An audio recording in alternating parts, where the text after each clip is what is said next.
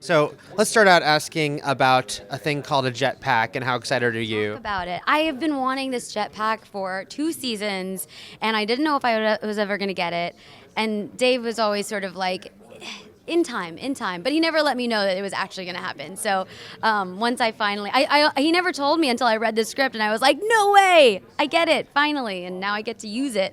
So that's very exciting. And also that means I feel like I'm there's more to that. Like we get to see her be a Mandalorian more so than we have in the past. You know, she gets to strap on the jetpack. She's wielding a Darksaber now for whatever reason you'll find out. I mean, there's like also all these like Mando backstory that comes into play this season.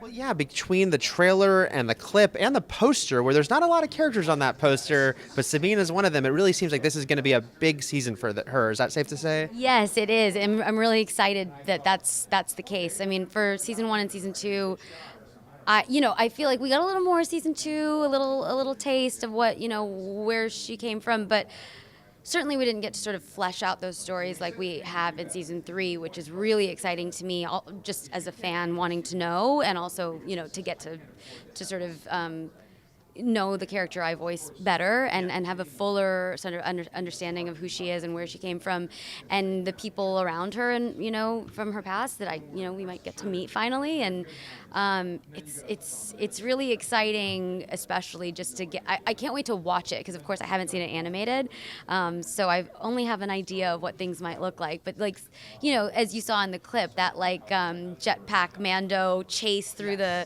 I mean, that was incredible. And I was like, oh, this is what it looks like. Because, of course, I had this idea in my mind just from, the script. And it's almost never like what I imagine it to be. Bendu. I thought I knew what Bendu looked like. I had no idea.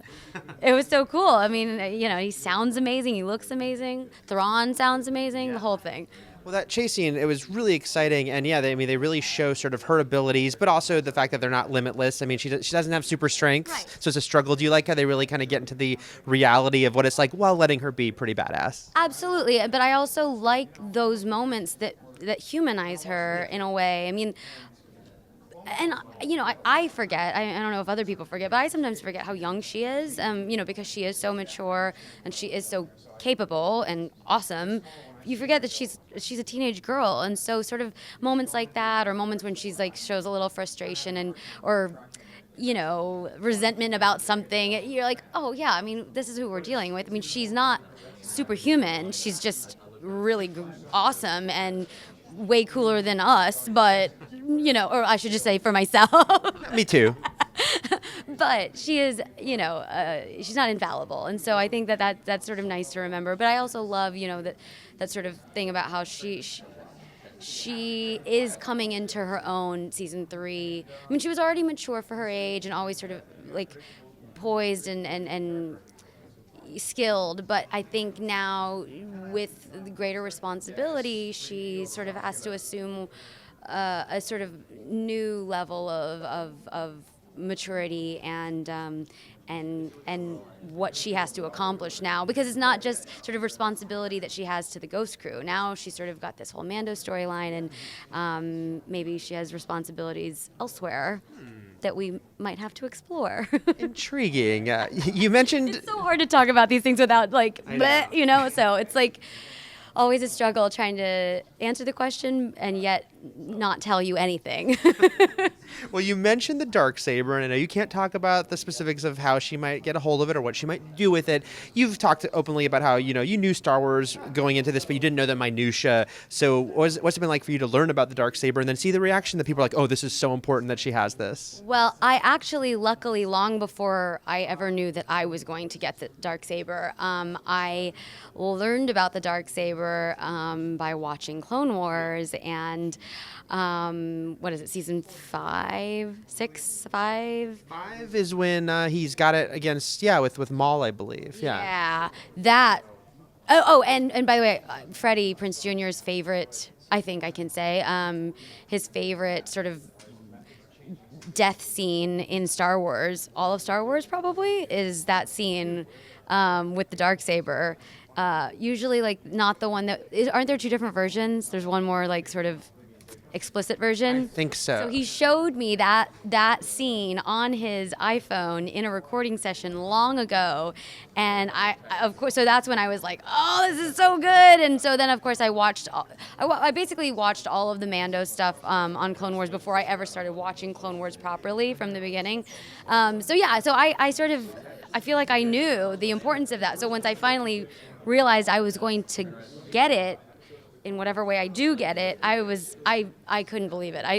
I feel sort of honored to get to have any kind of interaction with that thing, and who knows where that will go. So when the show began, Ezra had his little crush on Sabine. They're both getting more mature, but also he's going down an interesting path, a questionable path. What is Sabine sort of making of Ezra at this point? I mean, I feel like I'm the only one that's like, guys, is anyone worried about this weird, like, what's up with Ezra and why he's acting funny? Like, I feel like she was always the most skeptical of Ezra in the first place. Initially, she was the least trusting of who this new kid is and why does he need to be a part of our crew. And now I feel like, and obviously over time that suspicion sort of dissipated, and especially over season 2, we see that their relationship.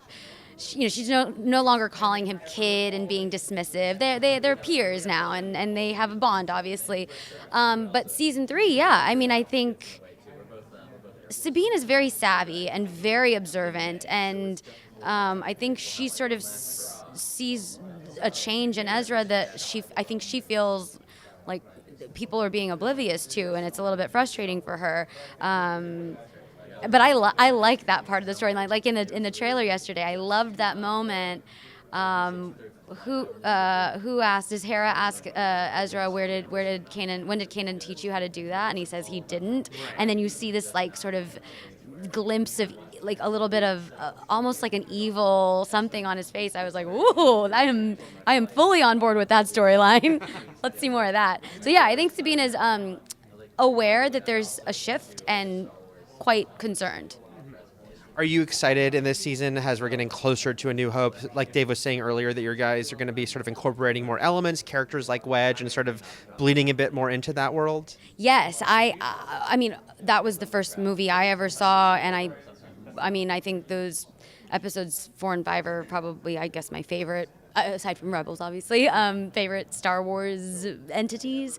And so it's also kind of a reminder that like how close in time we are to that time. It's almost like a little bit shocking because when we started the show, it was sort of this amorphous thing, sort of between 3 and 4. Yeah, we get it. But like now that we're sort of, starting with like when Vader showed up, and I was like, oh, Vader's a part of we're a part of Vader's world. Like that was shocking to me initially.